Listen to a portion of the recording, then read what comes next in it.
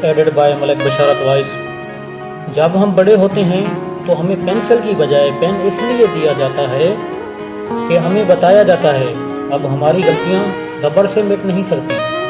ज़िंदगी में कुछ किसी न किसी वजह से होता है, गलत होता है ताकि हम सही को जान सकें, और लोग बदलते हैं ताकि हम उनका असली चेहरा पहचान सकें। आप अपनी ज़िंदगी से भले खुश ना हों, पर कुछ लोग ऐसे भी हैं जो आप जैसी ज़िंदगी के लिए तरसते हैं।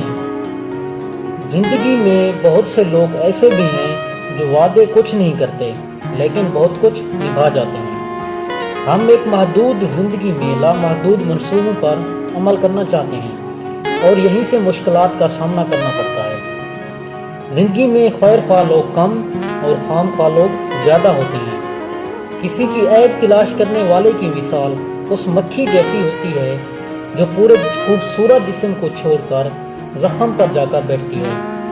चलने वाले पैरों में कितना फ़र्क होता है, एक आगे होता है और एक पीछे होता है, लेकिन ना आगे वाले को गरूर होता है और ना ही पीछे वाला खुद को कम समझता है, क्योंकि उनको पता है कि पल भर में उन दोनों का मकाम बदल जाएगा और इसी का नाम ज़िंदगी है।